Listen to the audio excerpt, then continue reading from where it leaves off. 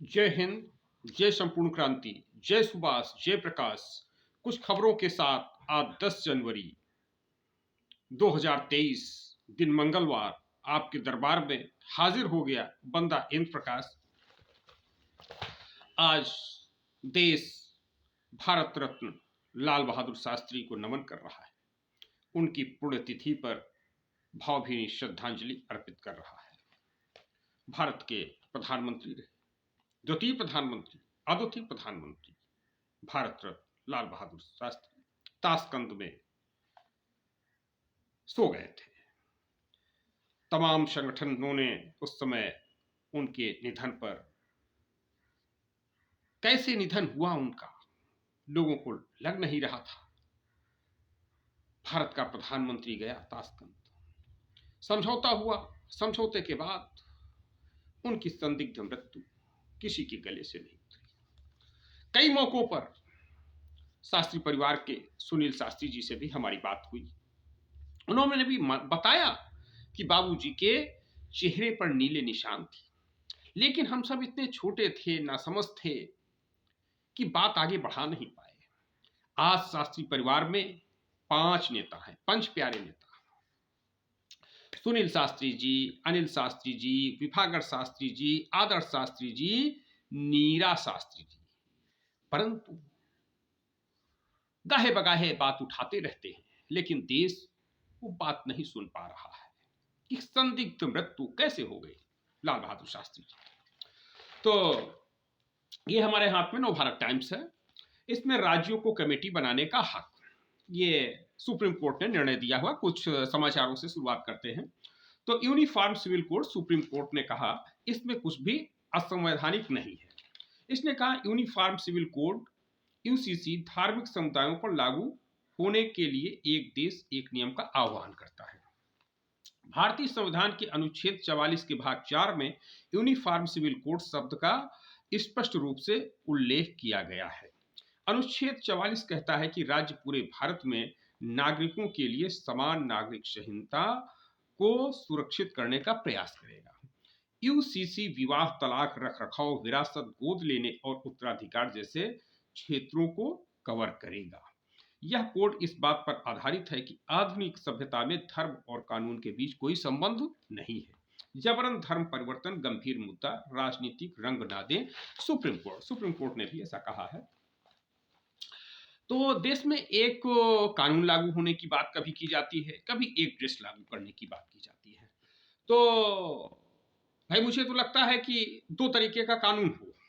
2 का मतलब ये कि जो सरकारी प्रतिष्ठान हो, विद्यालय हो, कार्यालय हो, वहां के लिए ठीक है कि भाई आप ऐसा रहेंगे। उसके बाद फिर जो आपका जो है निजी है, कहीं पर फंक्शन है, त्योहार है, अपना मतलब जब पर्सनल सेलिब्रेट कर रहे हैं तब जब चाहे तब कपड़े पहने, ऐसा जो है होना चाहिए। एक बात और, एक जातियों के संबंध में, चूंकि जाति गणना अब शुरू हो गई है, अब तो नारे लग रहे हैं कि भाई जब तक सूरज चांद रहेगा तब तक जातिवाद रहेगा। जाति है तो जातिवाद है, जाति है तो जहान है, जाति ही सबसे बड़ी सच्चाई है।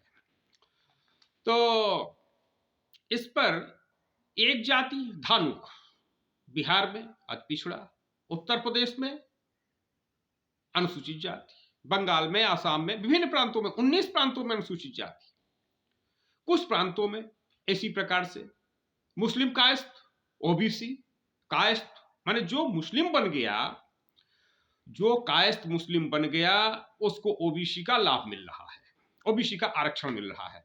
लेकिन जो कायस्थ हो हिंदू बना रहा, उसके लिए, जो कायस्थ ईसाई बन गया, बड़े पैमाने पर कायस्थ समाज ईसाई बना जब ब्रिटिशर्स आया, ये 90 के दौर में, 47 के पहले और 47 के बाद भी ईसाई बनने की प्रक्रिया चलती जा रही है। तमाम फादर वगैरह जो है मिलते रहते हैं, कायस्थ समाज के हैं। कायस्थ बौद्ध हो गया, जैन हो गया, सिख हो गया, ये मसला है। कुर्मी समाज गुजरात में जनरल, सामान्य वर्ग में, उत्तर प्रदेश, मध्य प्रदेश पिछड़ा, महाराष्ट्र में भी पाटिल, कुर्मी समाज सामान्य, माने गुजरात और महाराष्ट्र में सामान्य वर्ग, और उत्तर प्रदेश, मध्य प्रदेश, बिहार में पिछड़ा वर्ग, अन्य पिछड़ा वर्ग। तो यह एक विसंगति है। तो कम से कम जब जाति में तो कोई भेदभाव नहीं, हालांकि जाति में भी भेदभाव है, और एक जाति दूसरे जाति का है, दोनों ब्राह्मण ही, लेकिन एक ब्राह्मण 4 बिस्वा का, 8 बिस्वा का, 12 बिस्वा का, 16 बिस्वा का, 20 बिस्वा का, एक दूसरे के छुए हुए खाने को नहीं खाते हैं, एक साथ बैठते नहीं हैं। तो विसंगति है, जातियों में भी विसंगति है।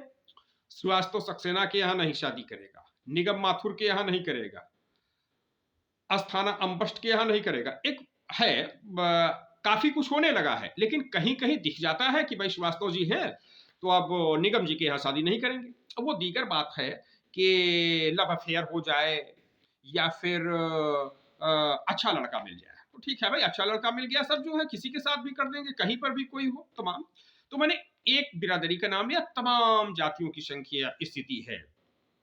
और कुर्मी समाज का कि ये संसार है, ये अवधियां हैं, तो ये जो है संसार का भेद, अवधिया का भेद, तो इस तरीके से ये जो है वर्मा है, ये गंगवार लिखा बाड़े, तो तमाम स्थितियां हैं।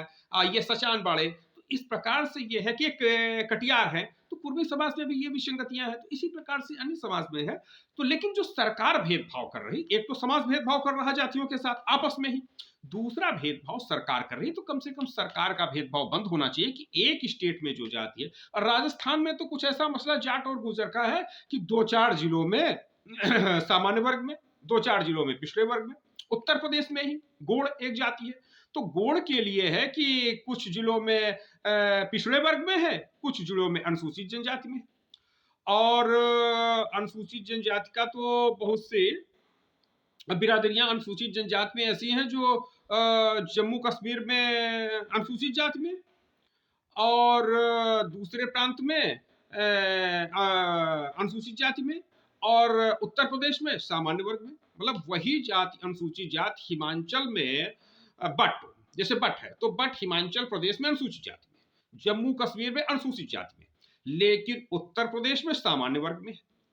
तो इसी प्रकार से बहुत सी जातियां, इधर सोनभद्र की कुछ जातियां हैं अनुसूचित जनजाति की, तो सोनभद्र में वहां पर भी यही स्थिति है कि अनुसूचित जाति का अगर लाभ नहीं मिल रहा है तो फिर पता चला कि अनुसूचित जाति में नहीं, अनुसूचित जनजाति में नहीं है, तो फिर ना आप अनुसूचित जाति का लाभ ले सकते हैं, ना ओबीसी का लाभ ले सकते हैं, अब सीधे सीधे जनरल में हो जाइए। तो ये विसंगति है। तो ये विसंगति कौन दूर करेगा? ये विसंगति दूर करने के लिए भी शासन प्रशासन को आगे आना होगा।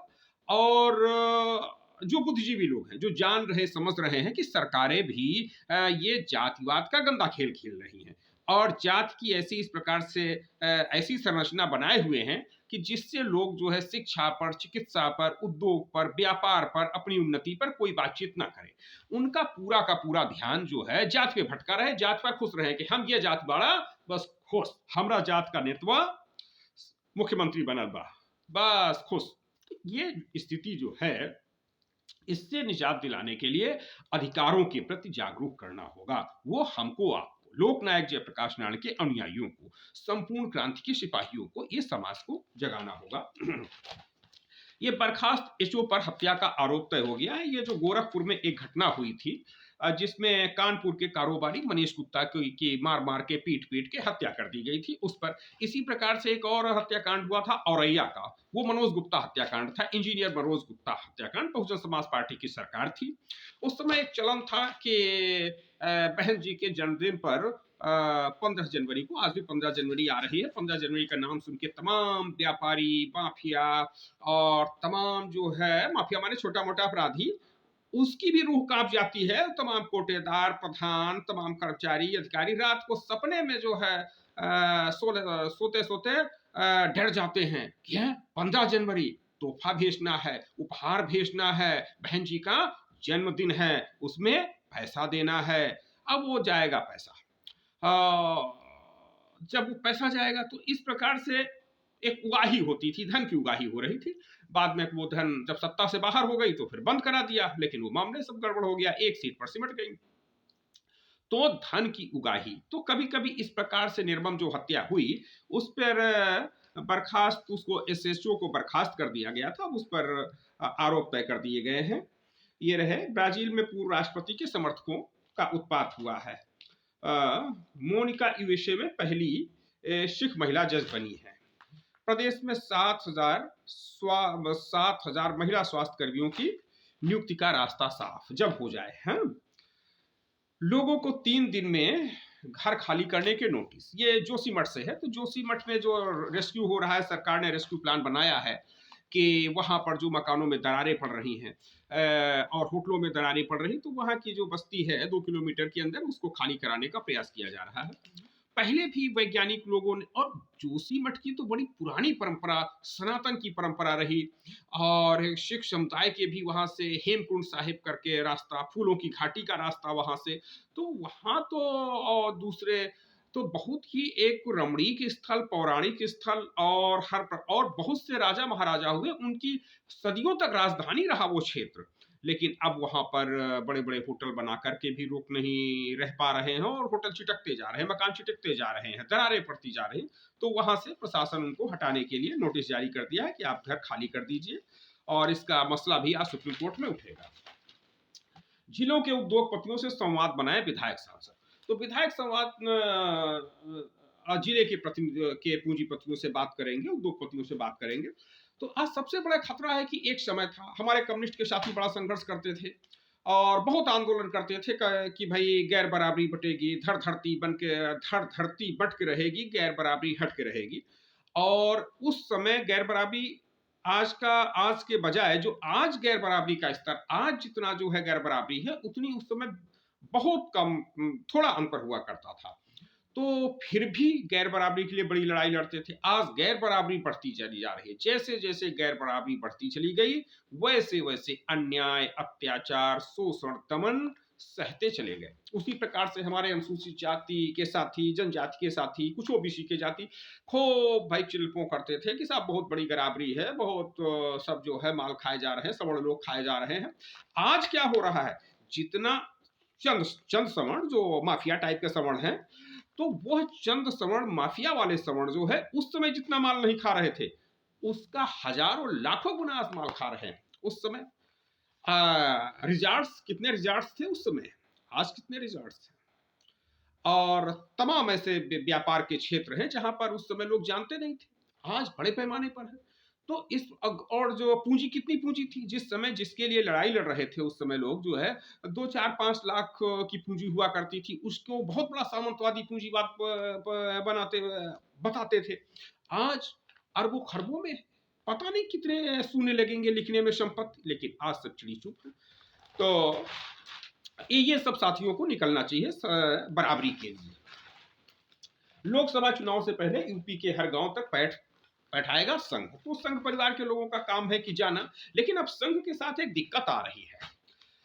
कुंवर महराज ध्वज सिंह, मुरारी दास जी वगैरह तमाम प्रचारक, तो उनके साथ दिक्कत ये आ रही है कि पहले लोग घरों में बिठाते थे, सम्मान करते थे, मान सम्मान करते थे और बड़ा सम्मान मिलता था, लेकिन अब राष्ट्रीय स्वयं संघ के प्रचारकों के प्रति भी समाज का नजरिया बदल गया है। कुछ लोगों ने गड़बड़ियां भी की, कई केसेज आए, कोर्ट में केस गए कि प्रचारक जी ने कहा टिकट दिलवा देंगे, लाखों रुपया टिकार गए, और टिकट बेचारे को कहां मिलना, कहे भाजपा से टिकट दिलवा देंगे, ऐसे भी केस आए। तो आम तौर से एक कि भाई प्रचारक जो है कुछ काम कराएंगे, कुछ कराएंगे, लेकिन जब काम वाम नहीं हुआ तो लोगों ने कहा कि भाई ये सब बेमतलब की बात है, राष्ट्रवाद तो सब बेईमानी की बात बताते हैं और सब ठीक ठाक नहीं था। अब लोगों ने हाथ जोड़ लिया कि नहीं भाई, भाई इतना सम्मान प्रचारकों का मैंने देखा कि भाई बिना जो है शादी हो रहा, ब्याह हो रहा, प्रचारक जी आगे जा रहे हैं, प्रचारक जी को वस्त्र देना, तमाम जो है उनकी व्यवस्था करना, सब कुछ। लेकिन अब प्रचारकों के प्रति जो जनता का भाव था उसमें कमी आई है, क्योंकि जो राष्ट्रवाद का भाव था कि भाई हिंदुत्व राष्ट्र बनेगा, सरकार बनेगी भाजपा की, तो हिंदुओं को ये होगा, वो होगा, और सब अच्छे अच्छे काम होंगे, सबको नौकरी मिलेगी, सबको शिक्षा मिलेगा, सबको रोजगार मिलेगा, सबको संपत्ति का अधिकार मिलेगा, सब बहुत अच्छा अच्छा होगा, कुल मिला के जो है घी दूध की नदियां बहेंगी और उसमें तुम लोग छप्पा छैया खेलना। लेकिन जब देखा कि अरे जो घी दूध हमारे पास था वो भी छीना जा रहा है, गायों, जो जानवर थे, जानवर की समस्या, लोग गेहूं में मटर बो देते थे, जाड़े का समय है, आलू खुदती थी, आलू खा रहे, मटर खा रहे, सब्जी खरीदने जाते ही नहीं थे मार्केट। आज की तारीख में एक भी दाना मटर का गेहूं में बो दीजिए तो नील गाय सब साफ कर देगी, और ये रात वाले जानवर साफ कर देंगे।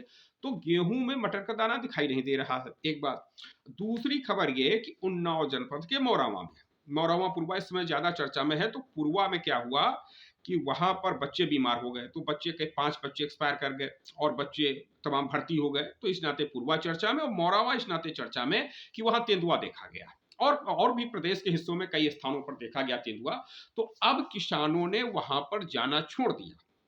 जो जाते थे कि भाई खेत में जा रहे हैं, ताक रहे हैं, बोरा बिछा के लेटे हैं, और नारा भी लगा रहे हैं कि मोदी योगी तेरे राजमा खटिया पर गए ख्यात में। तो कुछ लोग खटिया भी नहीं डाल पा रहे थे बोरा वोरा बना के, क्योंकि रात में जगना है, आग जलाए हैं, ताप रहे हैं, और थर थर थर थर कांप रहे हैं, और आगी बारे ताप रहे हैं। इस प्रकार का दृश्य वहां पर होता था। तो अब तेंदुआ आ गया, तो अब अगर जाएंगे फसल की सुरक्षा करने के लिए तो अपनी सुरक्षा करें कि फसल की सुरक्षा करें, अपन जान बचावा कि फसल बचावा। तो भाई निर्णय यह है कि किसी तरीके से जान बचा लो, मेहनत मजदूरी करके खा लेंगे। तो अब किसानों ने खेतों में जाना भी छोड़ दिया है, नहीं जा पा रहे हैं।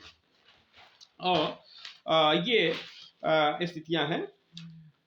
बेसिक के नियमों के तहत मदरसों में हो काम, ऐसा अल्पसंख्यक कल्याण मंत्री धनपाल सिंह ने कहा हुआ है। और तो ये पूंजीपतियों से संवाद करके क्या निकलेगा हल? कितने लोगों को रोजगार दिलाएंगे, कितने को शिक्षा दिलाएंगे? और पूंजीपतियों के हाल है कि जैसे एक नीति लागू कर दिया जाए किसानों की, जैसे माननीय किरण सिन्हा जी ने मांग किया कि भाई जनता दल कुमार गुजराल की राष्ट्रीय अध्यक्ष कि जो किसान है, किसान को उद्योगपति बनाया जाए। जो किसान की जमीन है, उद्योगपति बाहर से आकर के नहीं, विदेश से आकर के, दिल्ली से आके, मुंबई से आकर के, महाराष्ट्र से आकर के, गुजरात से वाला, गुजरात महाराष्ट्र वाला पूंजीपति यहाँ ना बुलाया जाए। यहाँ जो किसान है या यहाँ का जो थोड़ा उद्योगपति है, उसको ही ऐसी सुविधाएं दी जाएं, उसको ही ऐसा प्रशिक्षण दिया जाए कि वह पूंजी लगा करके वह पूंजीपति बन जाए। जैसे तमाम लखनऊ के किनारे रिजॉर्ट्स बन रहे हैं, क्योंकि मैं भी एक चित्रगुप्त रिजॉर्ट से जुड़ा हुआ हूं, तो इस नाते मैं रिजॉर्ट्स के बारे में अच्छी तरीके से समझ रहा हूं। तो किसानों की जमीन ली जाती है, किसानों की जमीन लिया और किया जाता है। अब किसान जो है, किसान रिजॉर्ट्स नहीं बना सकता। वो क्यों? क्योंकि उसको वो सुविधाएं नहीं दी जा रही, वो जानकारी नहीं दी जा रही। जो दिल्ली मुंबई से आने वाला पूंजीपति है, अब वो आकर के सब सिस्टम बना लिया, तीन तीन ताकला कर लिया और वो रिजॉर्ट्स बना लिया, अरबों की संपत्ति कर ली। बेचारे किसान की जो है जमीन चली गई, वो खा पी करके बराबर कर दिया। इसलिए पूंजीपति महाराष्ट्र गुजरात से ना बुलाए जाए, माननीय किरण सिन्हा जी का कहना है। उनका कहना है कि स्थानीय जो उद्योगपति है, स्थानीय उद्यम है, उसको बढ़ाया जाए और उसको मजबूत उद्योगपति बनाया जाए। और ये है, इन्होंने एक शेर भी अच्छी छापी हुई है। ये मतलब है कि मुजत्तर ही रहूं मैं, बज़्म ए कातिल में, तड़पता लौटता दाखिल हुआ आदाब ए महफिल में, असर कुछ आपने देखा मारे जजज ए कामिल का, उधर छोटे कमा से और इधर तीर आ गए दिल में। और ये लखनऊ के कुछ कार्यक्रम भी हैं। लखनऊ निवेशक सम्मेलन आज हो रहा है इंदिरा नगर गोमती, ये इंदिरा गांधी प्रतिष्ठान में गोमती नगर में हो रहा है। और उसमें वही निवेशक और यही सब होगा कि भाई बड़े बड़े पूंजीपति आ रहे हैं, उद्योग लगाएंगे, और जो उद्योग लगा लेगा वो अपने को मजबूत करेगा। स्थानीय लोगों को क्या मिलेगा? तो स्थानीय लोगों को न उससे कोई रोजगार नहीं मिल पा रहा है, और उसको कोई एम्पावरमेंट, उसका कोई सशक्तिकरण नहीं हो पा रहा। और लाभ जो है बड़े पैमाने पर वो उद्योगपति ले रहे हैं, और वो यहाँ से लाभ लेकर के यहाँ का पूरा माल निचोड़ करके और वो फिर जो है पूरी तरीके से बाहर जा रहे हैं। फिर बाहर गए, दूसरे प्रांतों में गए, दूसरे देशों तक जा रहे हैं पूंजीपति। और ये है हिंदी का वैश्विक परिदृश्य विषय पर एक संगोष्ठी रहेगी हिंदी संस्थान में, सुबह 11 बजे से रहेगा। और युवा महोत्सव रामलीला परिषद ऐसबाग में रहेगा, लखनऊ में। लखनऊ के समाचार है, लखनऊ से प्रकाशित समाचार है। अब ये लिखा है तड़के 3 बजे से कतार, 9 बजे बन सका पर्चा। अब आप ये समझिए कि एक 2 दिन पहले, माने 3 बजे सवेरे से लोग रात में आ जाते हैं पर्ची लगाने के लिए। स्वास्थ्य की ये स्थिति है। डिप्टी सीएम जी, स्वास्थ्य मंत्री भी, स्वास्थ्य चिकित्सा मंत्री भी हैं, तो उनको ये नहीं दिखाई दे रहा है। जब कभी जाना होगा, एक दो बार निकले हुए हैं, तो सब कैमरे वैमरे लेकर के फिट फाट दे करके पहले ही जो है सब संदेश भिजवा करके और सब पूरी तरीके से सब अलर्ट पूरा। और देखिए, लेकिन ये 3 बजे जो समाचार नवभारत टाइम्स में छपा हुआ है, तो ये नहीं दिखाई दे रहा कि आप चले जाइए हॉस्पिटलों में, 1 दिन 2 दिन पहले 3 3 दिन हो रहे हैं, पर्चियां नहीं बन पा रही है। तो अब वो किस लिए? ये लारी का मसला है। इसकी खबर इस प्रकार, सर्दी में दिल के मरीज, लेकिन लारी में एक दिन में बन रहे सिर्फ 250 पर्चे। और पेशेंट कितने आ रहे हैं? कई कई प्रदेशों के लोग आ रहे हैं, बिहार तक के लोग आ रहे हैं, झारखंड के लोग आ रहे हैं, मध्य प्रदेश तक के पेशेंट आ रहे हैं। इसमें सब पेशेंटों का सब जिक्र है, कौन कहां से आया हुआ है। लेकिन तो ये स्थिति है। और ये कानपुर में, कानपुर का भी यही स्थिति है। तो और नहीं मिला स्ट्रेचर, लारी में मरीजों की भीड़ और निर्धारित पर्चे बनने के कारण एक रात पहले से लगती है लाइन। समाचार में छपा, हेडिंग छपी हुई है। बस्ती निवासी रामकेश को सांस लेने में दिक्कत होने पर परिवारजन सोमवार को लारी लेकर पहुंचे। परिसर में काफी तलाशने पर भी स्ट्रेचर नहीं मिला। मरीज की हालत इतनी खराब थी कि खड़ा होना भी संभव नहीं था। ऐसे में परिवारजन गोद में उठाकर लाए। कुछ देर बाद व्हील चेयर तो मिल गई, लेकिन स्ट्रेचर नहीं मिला। ये सब गंभीर स्थितियां हैं। अब कानपुर का है। कानपुर के एलपीएस इंस्टीट्यूट ऑफ कार्डियोलॉजी में 1 से 9 दिसंबर के बीच दिल के दौरे से 124 लोगों की मौत से भले ही लोग चौंक गए हैं, लेकिन जानकार इससे हैरान नहीं है। इंस्टीट्यूट के डायरेक्टर डॉक्टर विनय कृष्ण ने कहा कि सर्दियों में हार्ट अटैक से मौतें होती हैं, लेकिन मौतों की संख्या तुलनात्मक रूप से कुछ ज्यादा है। इसकी वजह सर्दी के अलावा पोस्ट कोविड समस्याएं हैं। कानपुर में बढ़ते आंकड़ों की एक वजह डेटा प्रबंधन है। एलपीएस का हाल, 18 जिलों से मरीज आ रहे हैं। 54 की मौत अस्पताल में हुई, 70 मृत अवस्था में अस्पताल आए थे। 51 मौत रविवार तक हुई, 25 इनमें से 60 साल से ऊपर वाले थे। 12 मरने वाले 50 से 60 साल की उम्र के थे। 70% से मरीज 50 साल या उससे ऊपर के रहे। अब अस्पतालों में, लखनऊ में भी बढ़े केस। लोहिया संस्थान के कार्डियोलॉजी के हेड डॉक्टर भुवन तिवारी ने बताया कि ठंड में 20% मरीज बढ़ जाते हैं। गर्मी में 200 मरीज आते हैं, वहीं सर्दी में संख्या 250 पहुंच जाती है। बलरामपुर में डॉक्टर यूसुफ ने बताया कि ओपीडी में मरीजों की संख्या 100 से 130 हो गई है। तो जब पता है कि मरीज इसमें 1.5 गुना हो रहे हैं, 2 गुना हो रहे हैं, मरीजों की संख्या बढ़ रही है, तो डॉक्टरों की संख्या बढ़ाई जानी चाहिए, अस्पताल की संख्या बढ़ाई जाना चाहिए, दवाई की संख्या बढ़ाई जानी चाहिए। लेकिन हो क्या रहा है? जाति गणना, निवेशक आमंत्रण, इस प्रकार से स्थितियां बदल रही हैं। तो लोगों को जातिवाद के नाम पर, लबजेहाद के नाम पर लोगों का गुमराह करो। जो असली समस्या है शिक्षा की, रोजगार की, लोगों को शिक्षा नहीं मिल पा रही है। देश आजादी के 75 साल के बाद भी आज तो ऐसे भी लोग हैं। बाल श्रम, अभी लखनऊ में मैडम जैकब तो मंडलायुक्त हैं लखनऊ की, बड़े ही जिम्मेदार और संवेदनशील महिला मानी जाती हैं। तो उन्होंने लगभग 7 सैकड़ा केवल लखनऊ मंडल के लोग बच्चे चिन्हित किए जो स्कूल नहीं जा पा रहे हैं, जो कहीं होटल में काम कर रहे हैं, कहीं ढाबे पे काम कर रहे हैं, कहीं रेस्टोरेंट में काम कर रहे हैं, जिनकी उम्र है स्कूल जाने की, 14 वर्ष से नीचे बच्चे स्कूल नहीं जा रहे हैं। तो इस प्रकार से चारों तरफ कितनी भयंकर भुखमरी है, कितनी अशिक्षा है, निरक्षरता है। तो इन सब पर भी काम करना चाहिए। और इसमें सब जो आपराधिक प्रवृत्ति के लोगों के बस की ये बात नहीं, वो तो उसमें पैसा पैदा करेंगे। ये जो सज्जन व्यक्ति हैं, वो सज्जन व्यक्तियों के ही द्वारा कुछ हो सकता है। तो सज्जन व्यक्तियों को आना चाहिए। जनता खबर आह्वान करता है कि आओ सज्जन लोगों, और गैर बराबरी के खिलाफ संघर्ष करो। भारत रत्न लोकनायक जयप्रकाश नारायण के सपनों का भारत बनाइए। वो तो गैर बराबरी में नहीं विश्वास करते थे, गैर बराबरी को मिटाने के लिए काम कर रहे थे।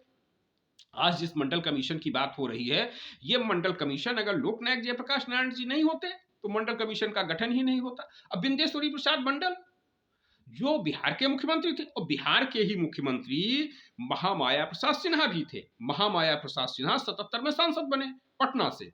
तो पटना से दिल्ली में थे और कहा भाई कैसे क्या है, चलिए जयप्रकाश जी से मिलने के लिए चलते हैं। महामाया प्रसाद सिन्हा जी, बिंदेश्वरी प्रसाद मंडल जी, जयप्रकाश जी अस्पताल में एडमिट थे, बीमार थे, स्वास्थ्य सही नहीं रहता, उनसे मिलने गए। उन्होंने हाल चाल लिया, पूछा, बातचीत हुई, संज्ञान में विषय आया।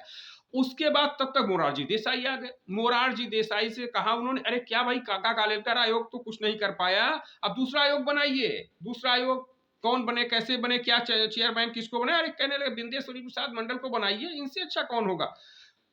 महामाया प्रसाद सिन्हा जी ने कहा इन्हीं को बनवाइए। आइए, लड़ाई, सवर्ण बना अवर्ण, और खुद सवर्णों से दोस्ती, नारा भूरा बाल साफ करो, खुद अपने लिए बोल दिया नारा भूरा बाल साफ करो, और बाद में भूरा बाल माफ करो। नारा देखिए उत्तर प्रदेश में क्या लगता था, तिलक तराजू तलवार, इनके डाट डाट डाट जूता मारो चार।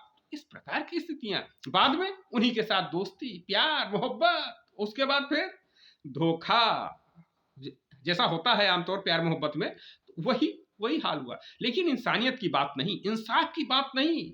मुख्यमंत्री होने से क्या हो जाता, मुख्यमंत्री बन गए, प्रधानमंत्री बन गए, लेकिन इंसानियत और इंसाफ के लिए, शिक्षा के लिए, निरक्षरता के लिए, निरक्षरता के उन्मूलन के लिए, भारत की जनता को भी सम्मान की, भारत की जनता भी सम्मान और स्वाभिमान के साथ जी सके, इसके लिए कुछ नहीं किया।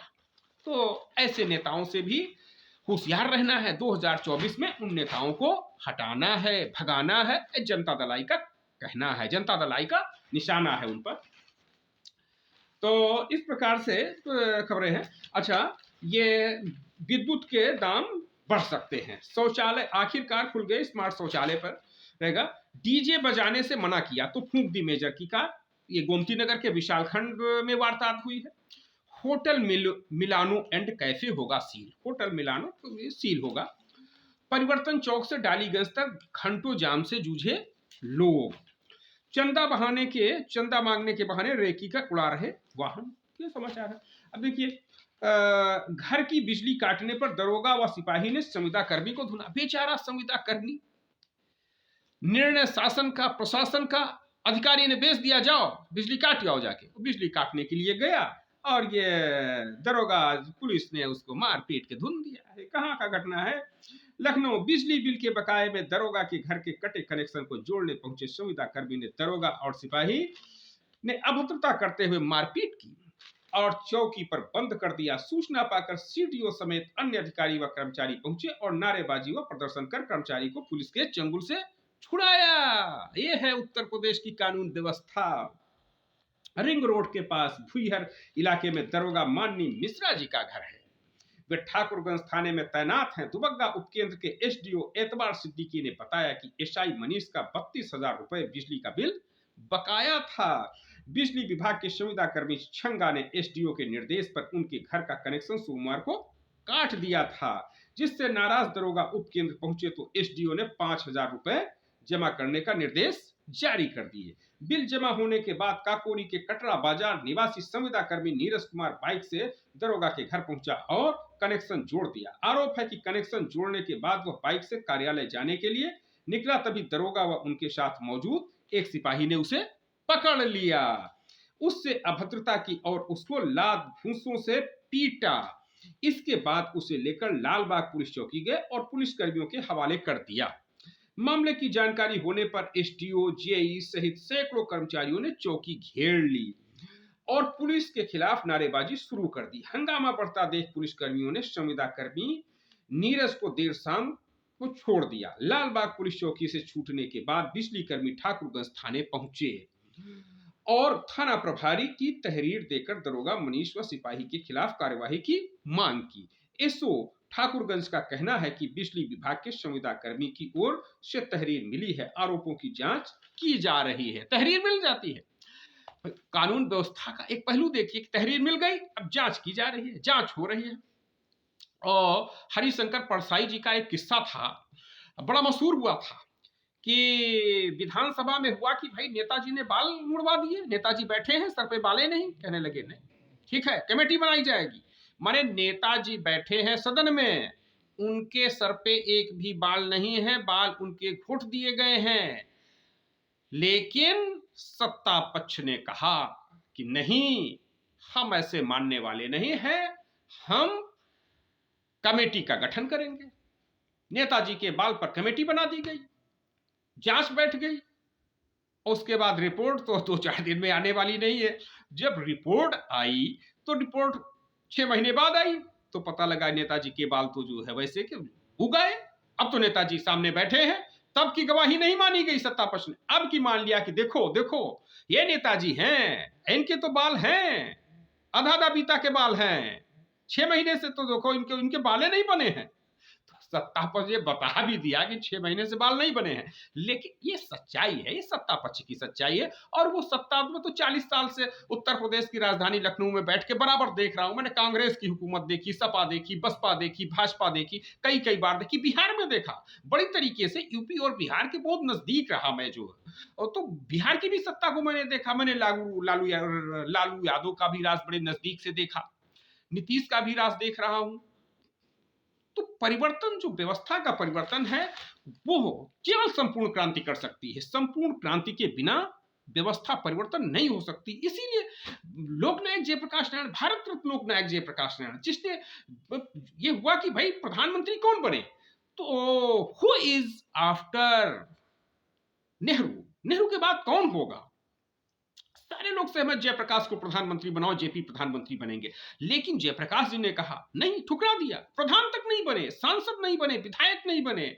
मैं आपको घटना बता रहा था, अभी 7 जनवरी को कार्यक्रम था रायबरेली में, तो वहां चौधरी किरण सिन्हा यूथ ब्रिगेड के कार्यकर्ताओं ने वहां पर श्रद्धांजलि अर्पित किया, और ये सब रहा जनता दल आई के लोगों ने। तो वहां एक बाबू चंद्रिका प्रसाद जी होते थे, वो बाबू चंद्रिका प्रसाद जी, गुरु जी भी उनको कहते हैं।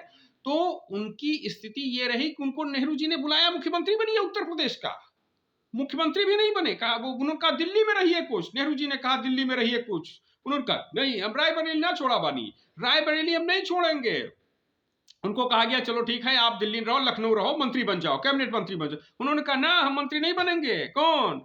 मुंशी चंद्रिका प्रसाद गुरु जी बछरावा में, उनके नाम से डिग्री कॉलेज है उनका।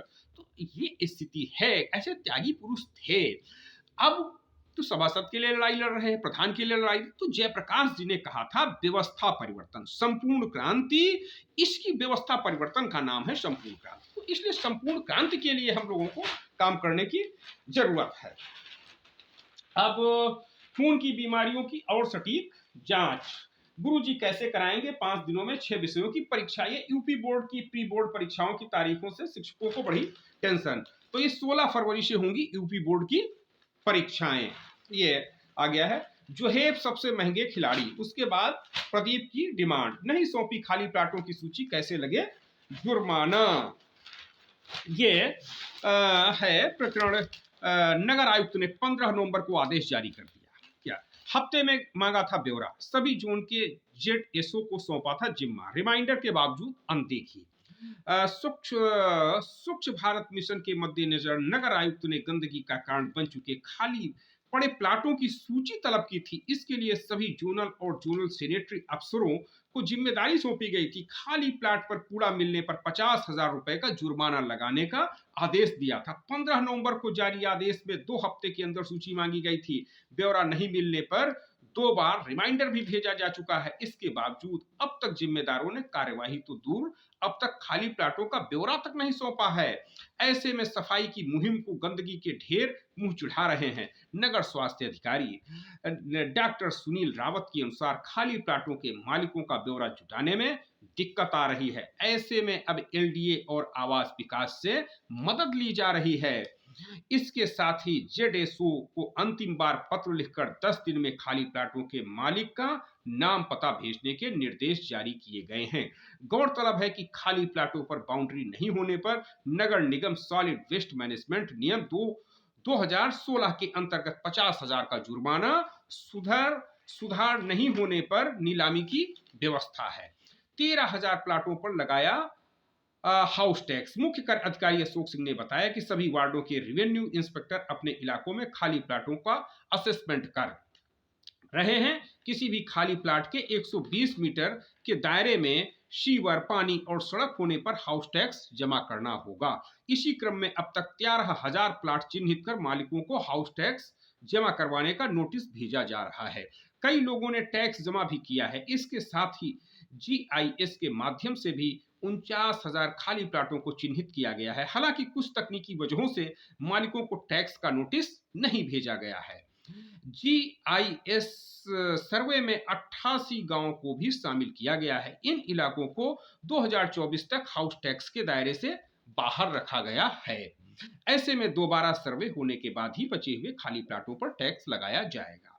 हाउस टैक्स वसूली में सख्ती का असर दिखने लगा है। नगर निगम ने इस बार पिछले साल के मुकाबले 63 करोड़ से ज्यादा टैक्स वसूला है। इनमें खाली प्लाटों से हुई वसूली भी शामिल है। खाली प्लाटों से नगर निगम को करीब 8 करोड़ रुपए मिले हैं। मुख्य कर अधिकारी के अनुसार सभी खाली प्लाटों से टैक्स मिलने पर यह आंकड़ा 80 करोड़ तक पहुंच जाएगा।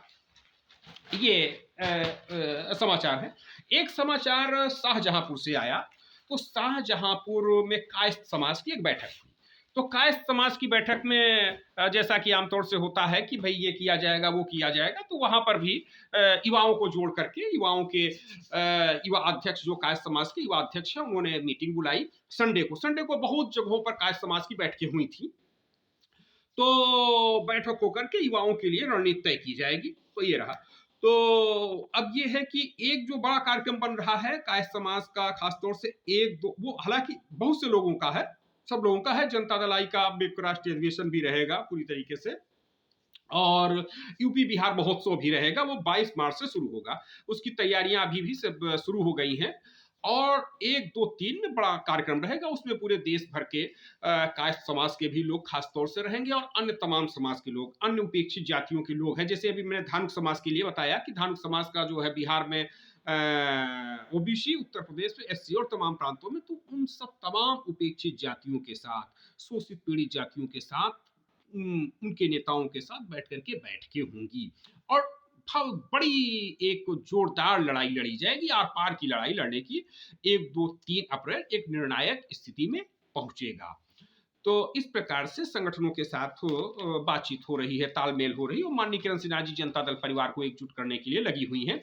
एक मांग और माननीय किरण सिन्हा जी ने किया कि ये जो जाति गणना हो रही है, तो जाति गणना अच्छी तरीके से हो और इस पर कोई